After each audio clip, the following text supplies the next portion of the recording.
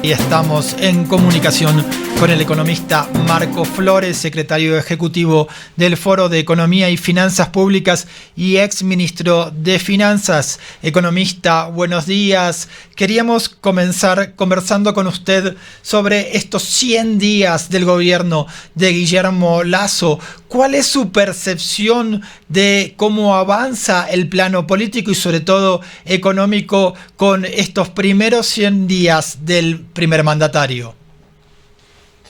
Buenos días, un saludo cordial para usted y por supuesto un afectuoso saludo para toda su audiencia. Bueno, 100 días es un tiempo todavía pequeño, todavía escaso, todavía corto para poder evaluar un gobierno.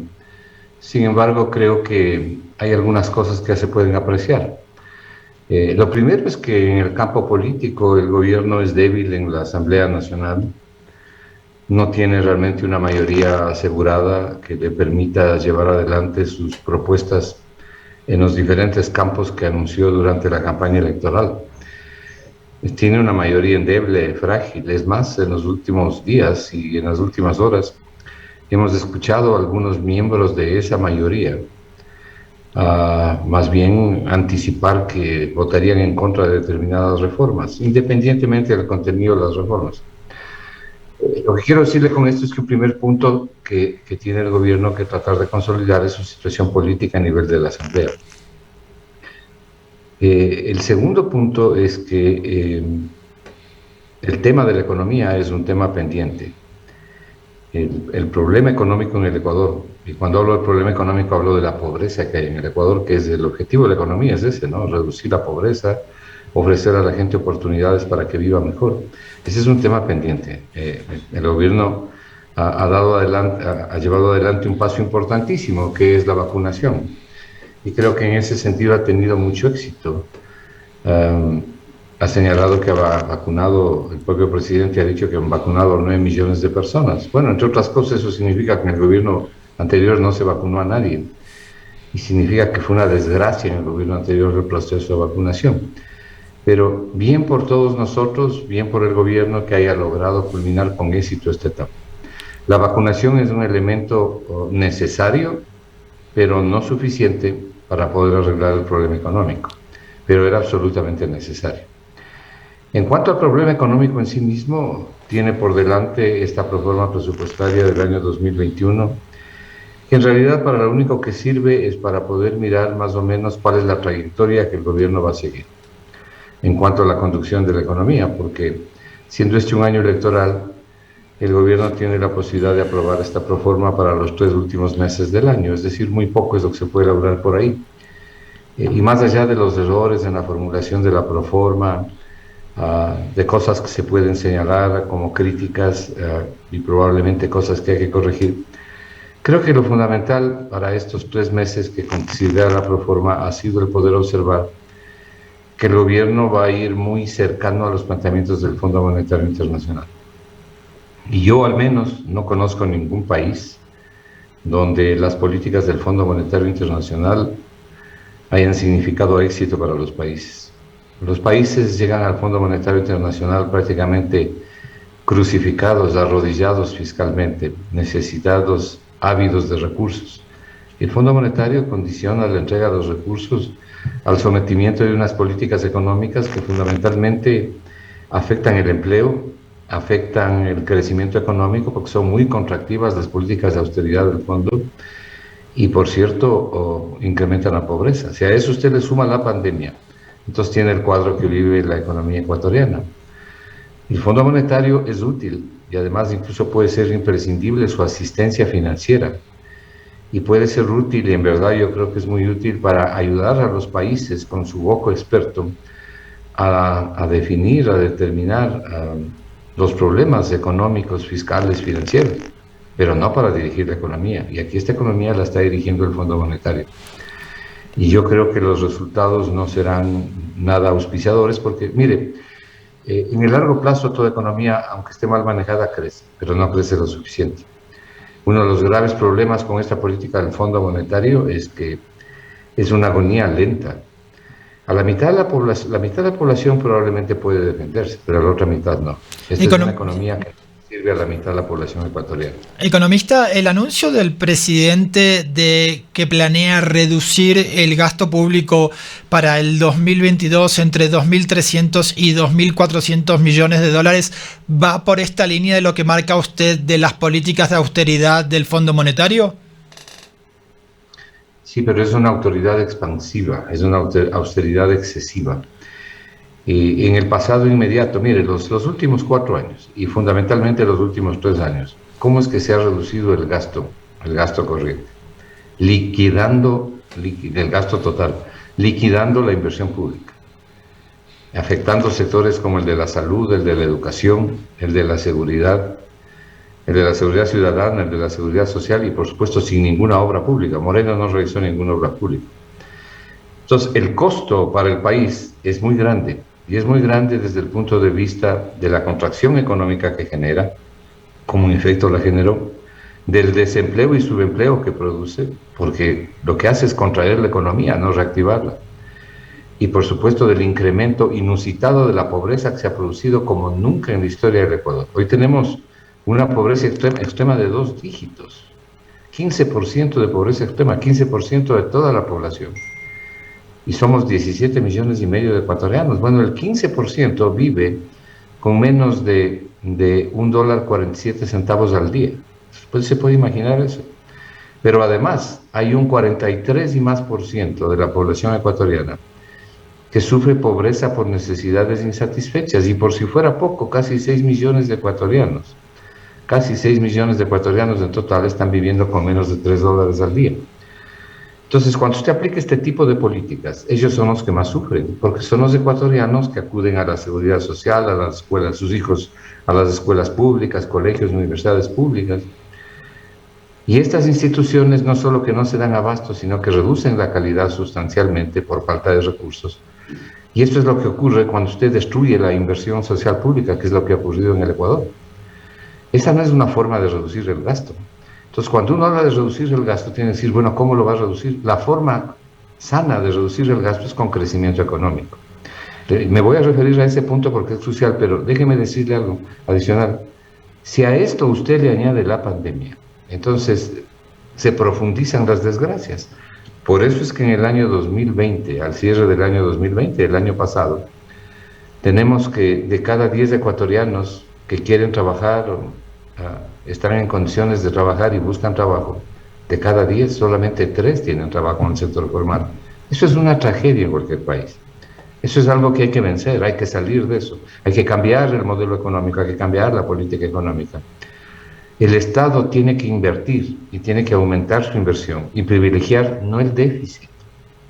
Tiene que, antes de ir al rescate del déficit, tiene que ir al rescate de las familias.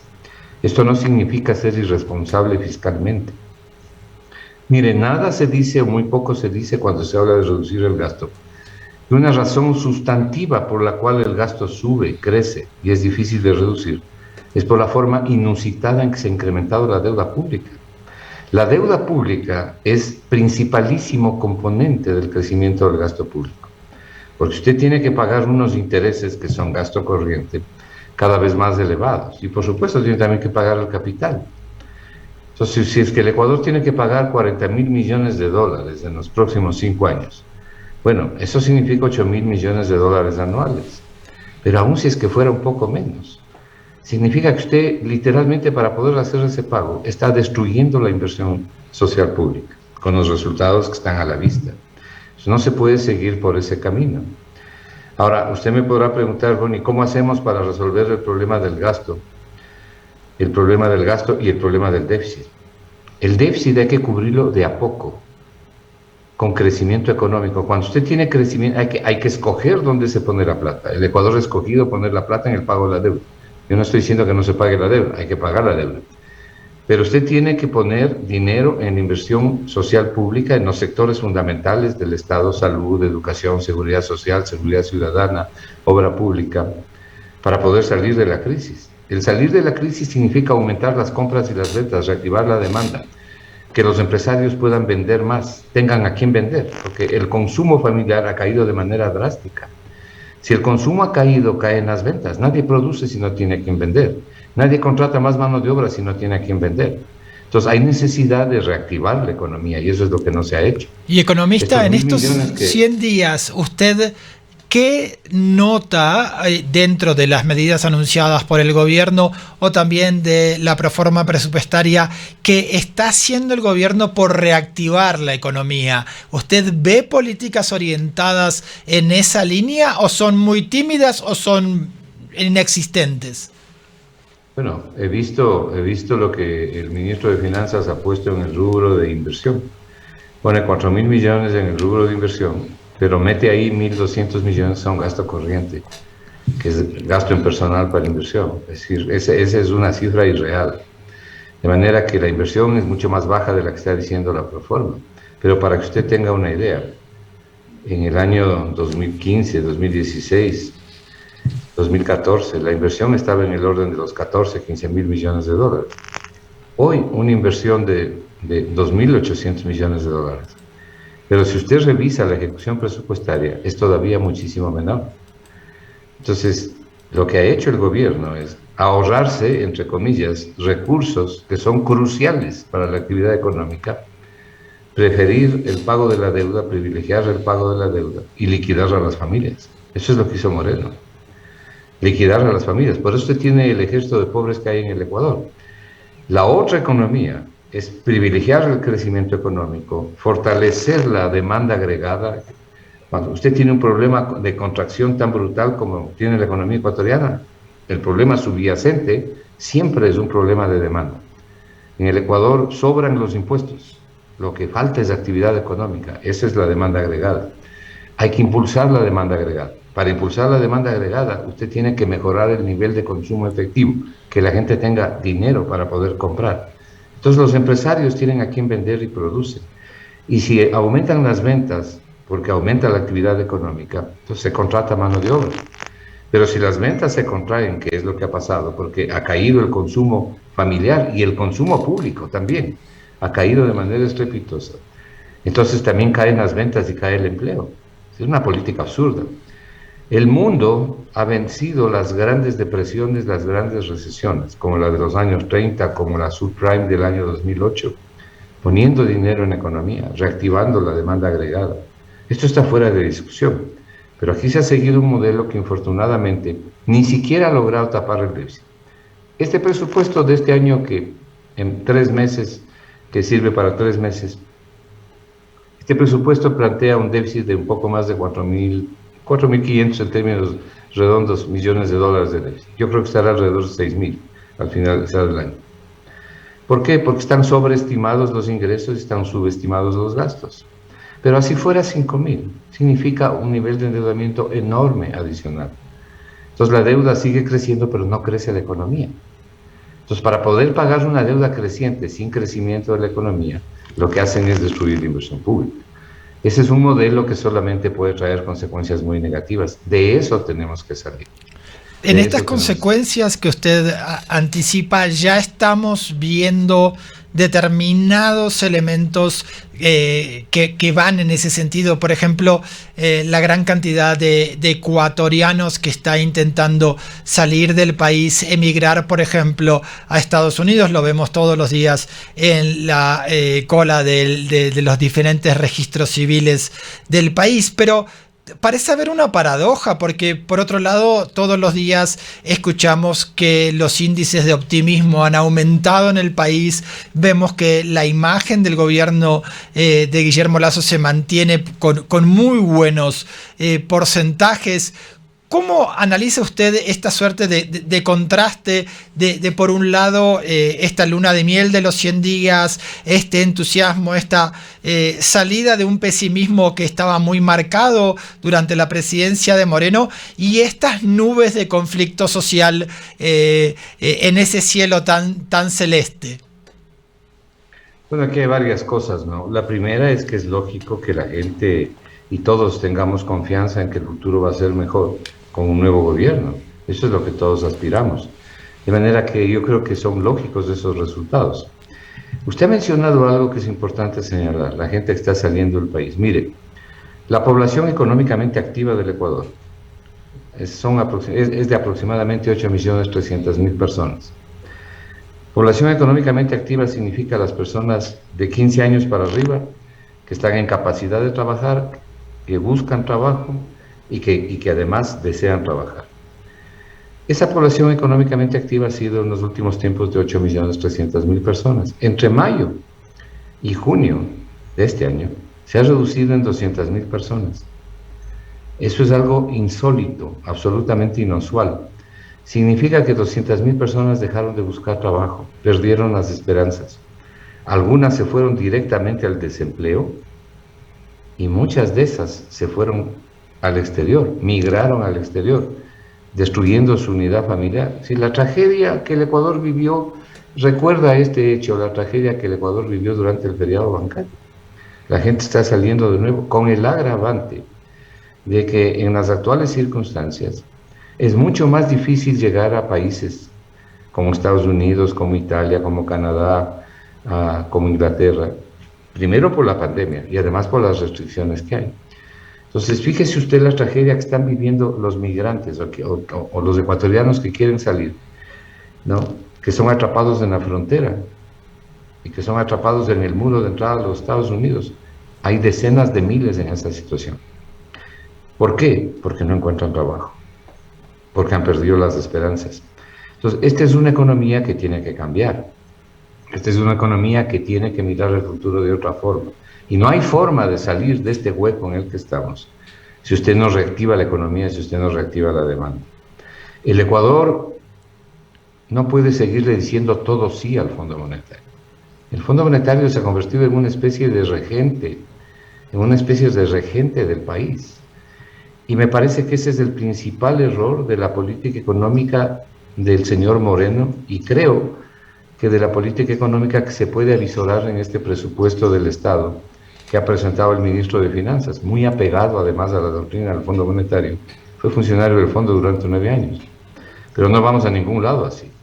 Yo creo que el gobierno, con el presidente a la cabeza, deben exigirle al fondo, darle al Ecuador más espacio fiscal y más tiempo para poder reactivar la economía. El Fondo Monetario tiene que preocuparse de recobrar su dinero que da como crédito, y el Ecuador puede demostrar que le va a pagar al Fondo Monetario. No puede meter las narices más allá de donde se está metiendo. Él está dirigiendo, el Fondo Monetario dirige aquí qué impuestos se suben, qué impuestos se bajan, qué es lo que hay que hacer, y eso no puede continuar. Así fue en los últimos 3 años y medio.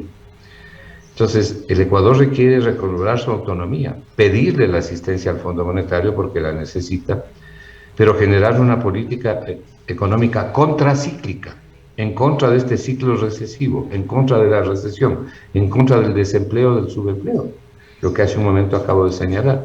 Ese me parece que fue el principal error cometido en el manejo de la economía, entre varios errores, en el gobierno pasado, y me parece que este es un error que parece que está cometiendo también el gobierno actual, por lo que se puede ver en el presupuesto, en la proforma que se ha presentado para el año 2021.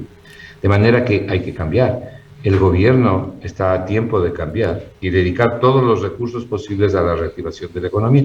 Le voy a señalar un ejemplo para que usted vea por qué yo estoy diciendo esto. Hace pocos días, en menos de una semana, ingresaron al Ecuador 950 millones de dólares. Esos 950 millones de dólares es la parte del pastel que le tocó al Ecuador de los 650.000 millones de dólares que el Fondo Monetario repartió a 190 países. El Fondo Monetario realizó una nueva emisión de su moneda, una moneda virtual que tiene el fondo, que son los derechos especiales de giro. El Ecuador, por ser miembro del fondo, tenía una parte de esos derechos especiales de giro. Transformados a dólares, significa 950 millones de dólares que ingresaron gratuitamente al Ecuador sin ninguna condicionalidad, Muy bien, ese dinero, como más de una vez dijo el Foro de Economía al que yo me pertenezco, debía y podía ser usado en la reactivación económica.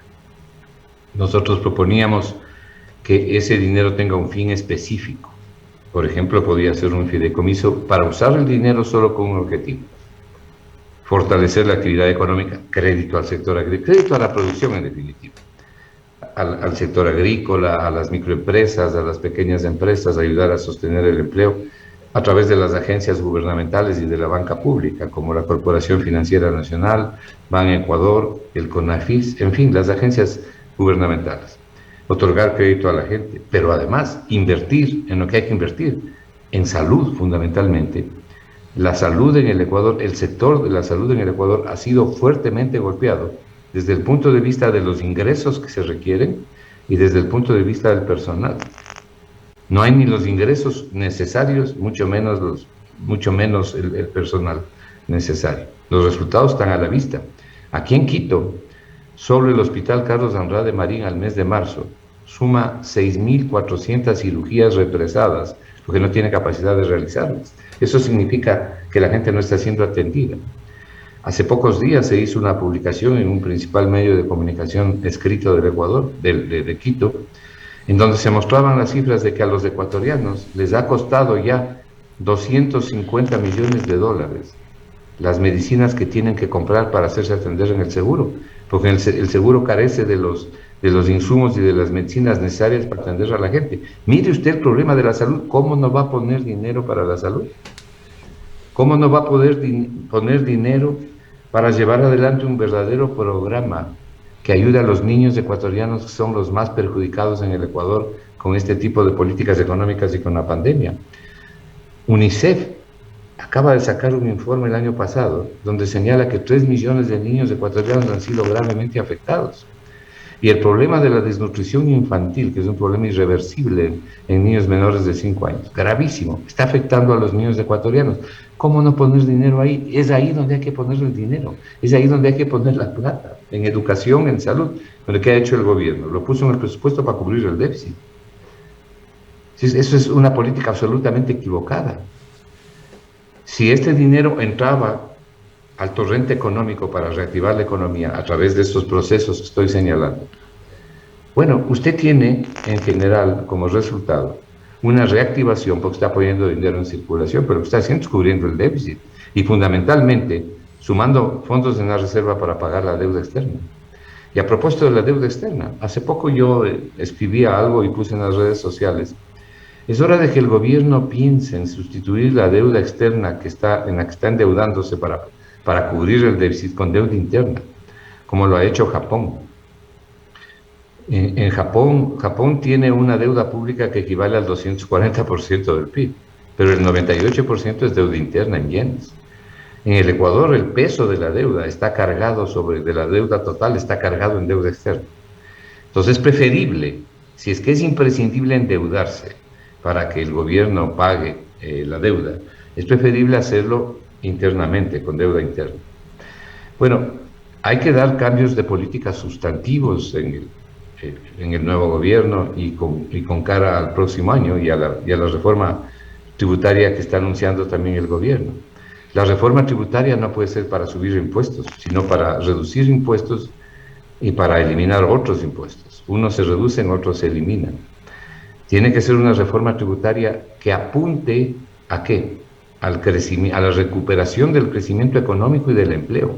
Esa es la reforma tributaria que requiere el Ecuador, un poco lo que estamos conversando, lo que estoy diciendo. ¿Y usted cree que va en ese camino la reforma tributaria o las intenciones de reforma tributaria del gobierno? Yo creo que el gobierno, por lo menos visto el presupuesto del año 2021 que ha presentado esta proforma, no tiene realmente esa intención, porque los números no están diciendo eso. Pero sí puede tener la intención, y hay que exigir que tenga la intención para el año 2022, que realmente es lo que importa. Pero si seguimos con la tónica de que la economía crezca un poquito, esto significa agonía para decenas de miles de familias. Entonces, quienes no encuentran que hay ningún problema en eso y están de acuerdo con que se produzca este resultado lento, digamos así, son los que no son afectados por la crisis, los que tienen ingresos y una capacidad económica que les permiten resolver los efectos de la crisis. Pero la inmensa mayoría de ecuatorianos no tiene esa posibilidad. Este es un país que no está ofreciendo oportunidades de progreso a más de la mitad de la población. El problema del empleo en el Ecuador, más bien dicho, del desempleo y subempleo, es de hace 40 años, pero nunca tan grave como ahora. El problema de la pobreza en el Ecuador es de hace 40 años, pero nunca tan grave como ahora. Y nos hemos acostumbrado a ver ese nivel de pobreza y pasar por encima como que así mismo debe ser, ¿no? Y no debe ser así mismo. Para eso es la buena economía. Por eso es que, mire lo que ha pasado en el Perú, ¿no? El presidente actual del Perú gana las elecciones del señor Castillo con el voto de lo que ellos llaman el Perú profundo. La gente dijo, no va más, el número de pobres se había incrementado de manera sustantiva. Bueno, en el Ecuador, el 50% de la población tiene graves problemas de pobreza en diferentes niveles. Algunos en pobreza crítica, otros en pobreza por ingresos, muchísimos en pobreza multidimensional. La pobreza multidimensional quiere decir pobreza ¿en qué? En dinero, en ingresos, en agua limpia, no hay agua limpia, en calidad de la vivienda, que es muy mala, vivienda precaria, alimentación precaria, salud precaria, esa es pobreza multidimensional. Y por supuesto, empleos precarios, porque el subempleo es una suerte de empleo, pero precario, sin beneficios sociales, ingresos muy bajos, inestables, que a la gente le tienen en la miseria. Bueno, más del 50% sufre de eso. Economista, Entonces, ¿y cómo se puede combatir esto si, para colmo, el gobierno tiene tan poca presencia dentro de la Asamblea Nacional, y si en estos 100 días marcados por las buenas noticias, como por ejemplo la vacunación, ya comienzan estas rispideces entre los bloques, entre el Ejecutivo y el Legislativo? ¿Cómo avisora usted este escenario a futuro? ¿Ya hay vientos que anuncian quizás una intención del gobierno por buscar otra asamblea o por recurrir a otros métodos de democracia directa, como se le llaman, como la consulta popular? no creo que eso le convenga al gobierno, no creo que tenga la fuerza necesaria para ir hacia un proceso como el que usted señala, ¿no? Y además me parece riesgoso. Vea, por ejemplo, uno de los errores que acaba de cometer el ministro de Trabajo, ¿no? Por lo menos desde mi punto de vista. El ministro de Trabajo anuncia, casi que muy suelto de huesos, que se va a presentar un proyecto de reforma laboral que elimina las indemnizaciones cuando los trabajadores salen de la empresa. Todo eso se puede discutir, pero en la mesa tienen que estar sentados los trabajadores, tienen que estar sentados los empresarios, tienen que estar sentado el gobierno. Todo eso se puede discutir, pero usted no puede hacer una propuesta de ese tipo y de esa magnitud cuando tiene 7 de cada 10 personas desempleadas y subempleadas, cuando tiene el nivel de pobreza que tiene actualmente. Es decir, es equivocar totalmente lo que los economistas llamamos el timing, la oportunidad para hacer las cosas, ¿no? Esto es como que usted llegue a un velorio vestido de rojo. Entonces, me parece un error enorme, un error de oportunidad el hacer un planteamiento así en un momento de tremenda crisis, de tremenda pobreza, de tremendo desempleo, de enorme contracción de la economía, una economía que no crece. Lo que tenemos este año es apenas un rebote económico, porque el año pasado fue muy malo. Pero si nos comparamos con el último año de alguna relativa normalidad, del año 2019, a pesar de que el año 2019 la economía no creció, usted verá que estamos con los indicadores siempre más abajo al 2019. Entonces necesitamos volver a la ruta del crecimiento económico. Cuando la economía vuelve a la ruta del crecimiento y el empleo, lo que los americanos llaman el expansion path, es decir, una ruta de expansión. Cuando la economía vuelve a crecer, vuelve a generar empleo, entonces usted puede hablar de todas estas cosas. Usted puede hablar de las reformas que hay que hacer en el campo laboral, en fin, por ejemplo, en esto que ha dicho el ministro de Trabajo, de no pagar las indemnizaciones, pero tiene que discutir con los involucrados. Usted no puede presentar esto unilateralmente. El gobierno es una organización para dirigir el país, pero no es el dueño del país. Entonces hay que tomar en cuenta los criterios de la gente, pero sobre todo hay que hacer el planteamiento con la oportunidad correcta. Entonces, ¿qué ha pasado?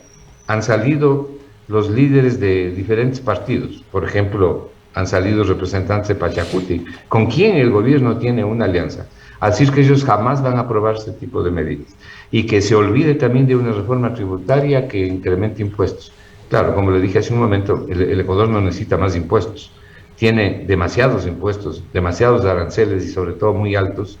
Lo que el Ecuador requiere no es más impuestos, sino más actividad económica, que no es lo mismo. Entonces, estos son los riesgos que se ha provocado por una declaración, a mi modo de ver, inoportuna. Pero además una declaración que es sumamente fuerte, ¿no? Que está proponiendo un cambio realmente sustantivo. Todo esto hay que discutir, pero en el momento oportuno. Cuando usted habla de reducir el gasto público, vea, una de las formas de reducir el gasto público es a través de una mejor gestión. Se ha escrito mucho sobre eso. El presidente puede emitir un decreto encargando a todas las principales autoridades del gobierno central que reduzcan los procesos, que agiliten los procesos, que reduzcan los trámites. Eso produce un ahorro importante en tiempo y en dinero. Y con sanciones muy fuertes para quienes no cumplan. Cada cabeza de institución tiene que ser responsable del cumplimiento. Lo mismo tienen que hacer este mundo aparte que son en el Ecuador los gobiernos autónomos descentralizados, donde la pérdida de recursos es enorme y donde los niveles de corrupción también son enormes. Los informes del BID están señalando que se pierde aproximadamente unos 5.000 millones de dólares anuales del Ecuador, está perdiendo en corrupción. Bueno, se puede lograr una mejor gestión y producir una reducción en el gasto, en el tamaño del Estado. Pero si usted lo que quiere es sacar empleados del sector público, que es un poco lo que está anunciando el gobierno que va a continuar haciendo. Mire lo que está pasando con los empleados del sector de la salud, ayer nomás lo que estaban señalando en las redes sociales. Si usted quiere reducir todavía el empleo público y quiere reducir los salarios, no puede hacerlo en medio de una crisis tan fuerte, porque esa gente no tiene dónde ir a trabajar. Entonces ya se puede imaginar cuáles son las consecuencias de eso. Y esto se agrava porque en el Ecuador más del 60% de la población no tiene ningún tipo de ahorro. Y no tiene ningún tipo de ahorro porque todos sus ingresos, que son bajos, los dedica al consumo. Aquí lo que hay que hacer es reducir el IVA en lugar de eliminar el impuesto a la salida de divisas. Este me parece otro error del gobierno. Yo creo que hay que eliminar el impuesto a la salida de divisas. Hace 3 años el Foro de Economía propuso varias cosas, entre esas la eliminación del impuesto a la salida de divisas, pero no ahora, en medio de semejante crisis. Y además, el hecho de que usted baje el impuesto a la salida de divisas del 5 al 4,5 no le soluciona nada. Usted no trae un dólar del exterior bajando del 5 al 4,5 o al 3%. Tiene que eliminarlo de una sola vez, pero ahora no lo puede hacer porque esto le está produciendo al Estado más de 1.100 millones de dólares al año. Lo que sí debe hacer es reducir el IVA general y el IVA, y sobre todo el IVA en sectores como, por ejemplo, el del turismo, debe ser reducido sustancialmente, ¿no? Y otros sectores, ¿para qué? Para reactivar la economía. El IVA es un impuesto que le pega a todo el mundo porque es un impuesto al consumo, el impuesto a la salida de divisas no. El 86% del impuesto a la salida de divisas lo pagan las grandes empresas. Y el problema del impuesto a la salida de divisas no viene como se suele afirmar en el Ecuador, porque afecta a la inversión. La afecta, pero lo que afecta realmente viene por el lado de la oferta. Porque las empresas que son las que en el 86% están pagando el impuesto a la salida de divisas, y sobre todo medianas y grandes empresas, lo que hacen es trasladar ese costo al precio de venta final. Entonces nos pega a todos por el lado de la oferta. Pero el IVA es un impuesto que lo paga todo el mundo, porque todo el mundo tiene que vivir, tiene que comprar comida y tiene que pagar servicios. Entonces, deje el impuesto a la salida de divisas para cuando la economía esté en proceso de recuperación y ahora más bien reduzca el IVA. Pero resulta que el Fondo Monetario, más bien lo que le exige al Ecuador es que suba el IVA. Y el programa que se firmó con el Fondo Monetario, el acuerdo con el Fondo Monetario, le exige al Ecuador sube el IVA al 15%, una verdadera locura. Yo creo que por lo menos en este año no se va a subir el IVA. Pero tenemos el riesgo de saber qué es lo que va a pasar en el próximo año. Son las cosas que está exigiendo el Fondo Monetario. Entonces el gobierno tiene que aprender a decirle no al Fondo Monetario.